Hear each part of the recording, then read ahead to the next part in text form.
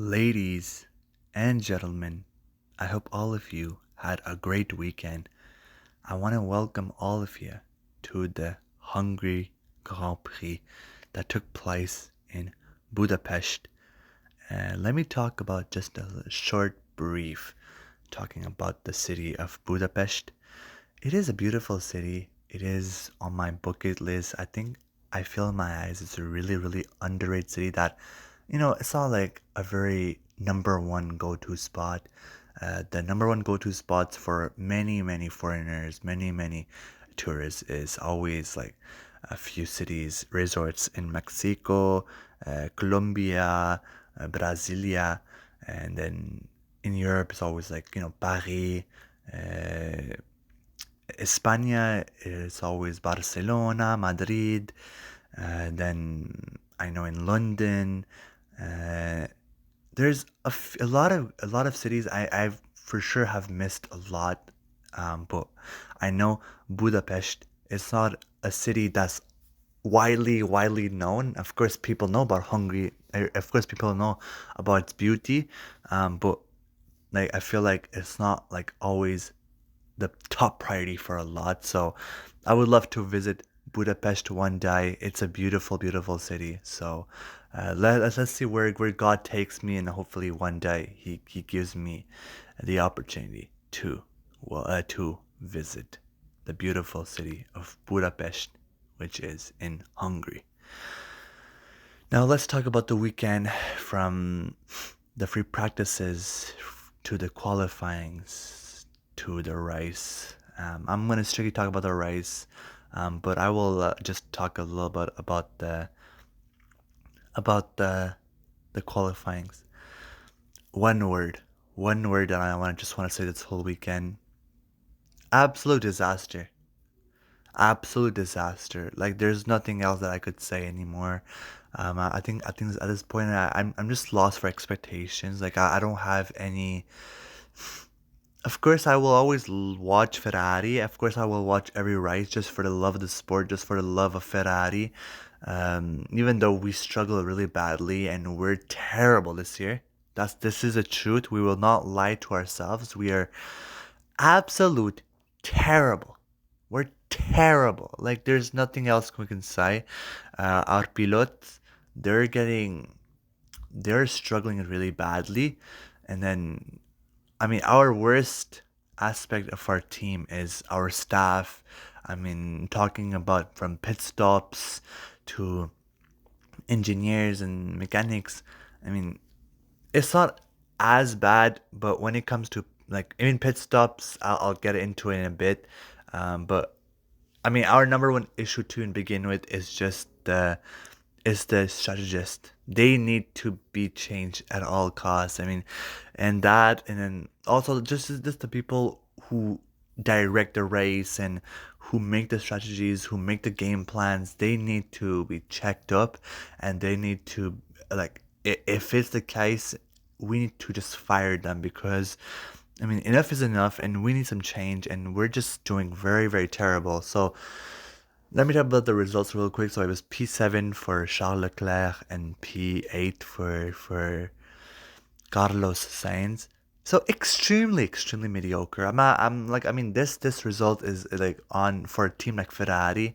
It's terrible. It's terrible. Like it's rubbish, and there's nothing else that I need to add. Just by the result, it's extremely mediocre. And I feel like this year is just that's what it is. Our whole year is mediocre. It's terrible.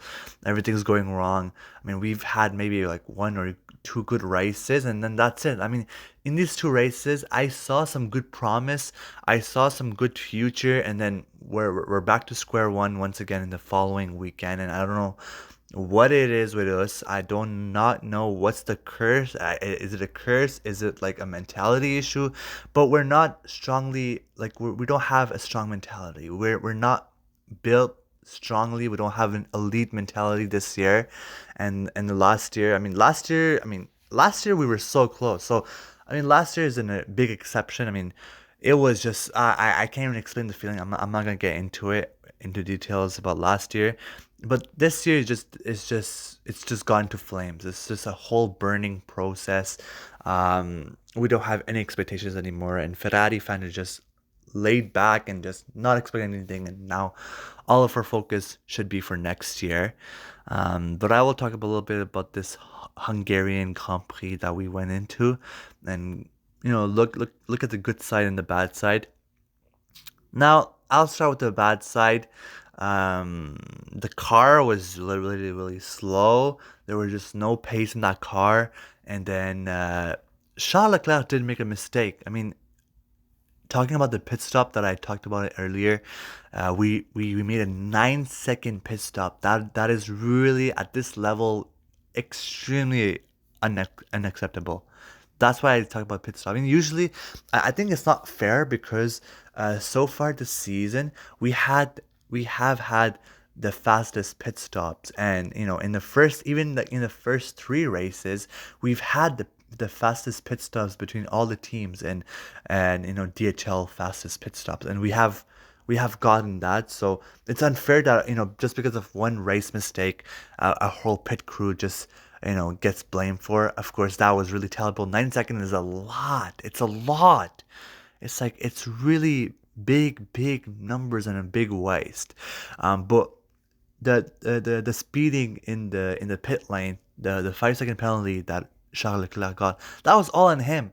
And I don't care. I mean, a lot of the fans are saying, yeah, well, Ferrari keeps screwing Charles Leclerc, yada yada, like just always taking Charles Leclerc's side, which I mean is true. I don't have any hate against Charles Leclerc. Matter of fact, I'm a big fan of him. I think he's really, really talented. I like his personality. I like his style. I like his demeanor. I like his history. I mean, his story is really heartbreaking if you get into it, and he's a really, really good lad. There's nothing I have against him, and I really want to I really want him and his brother Arthur Leclerc. I want them to have success. I want to see them.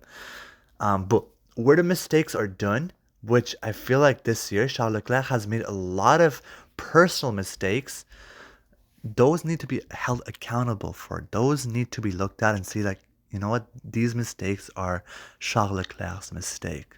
So that pit lane penalty that we got, it was because of Charles Leclerc, and he should be held accountable.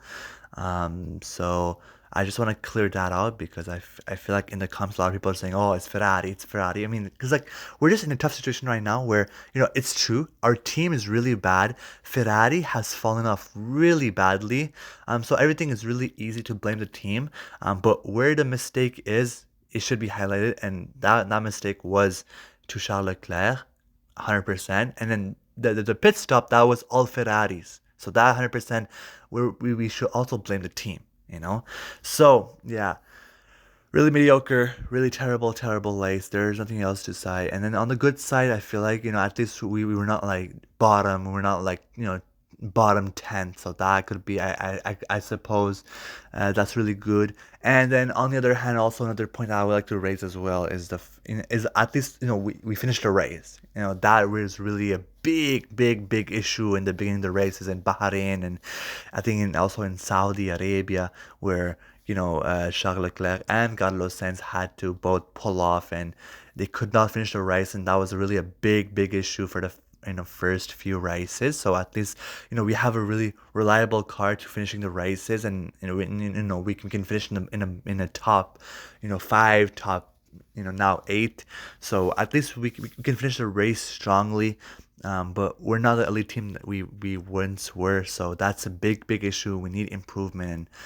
And I suppose that we could focus on the next race, but I mean, we don't have any expectation anymore. I'm dead tired at this point. I'm really just heartbroken, but I mean, at this point, I just don't have any feelings anymore. I'm just looking back and just to enjoy the season just itself, and like not really care about and not stress myself over Ferrari. So And then also, like, one last thing that I want to just add before I end this video is just I feel like, I started talking before about who, because both Charles Leclerc and Carlos Sainz contracts are coming to an end at the end of the season, and I think we should keep Carlos Sainz over Charles Leclerc. I feel like Charles Leclerc is just not worthy. I still will not make any guesses here, but I feel like Carlos Sainz has been much more reliable this season. I feel like Carlos Sainz is the man that we should keep. I think he is the man that we should resign. I feel like Charles Leclerc just does not have it. So far in his 6 year big contract that he hasn't done anything, really, really significant. Of course, he has his two podiums this season, which a lot, I mean, I've been going into a little argument with a few Ferrari fans and a few Leclerc fans, and they have a good point. Leclerc has our only two podiums. Yes, he is a very talented pilot, and yes, he deserves to be in F1. But I don't know if he truly deserves to say it's Ferrari. I don't know if he has the right mentality. I still won't make a guess. I still will give both Sainz and Leclerc this full season and see where this season brings us. But so far, Science has been just been much more better mentally. He has been much better consistently. Of course, he has no podiums, but I mean, he has been really, really going tightly for those podiums and being in the top five and constantly putting good results. Of course, he also has a few unfortunate terrible races. That's just our issue. That's a Ferrari issue. But I feel like so far Science is just the man. So I want to thank all of you for tuning in and just tune in for next race. And I hope to see you next race and just have basically no expectations. So thank you guys for tuning in. Have a great day, everybody. Bye bye.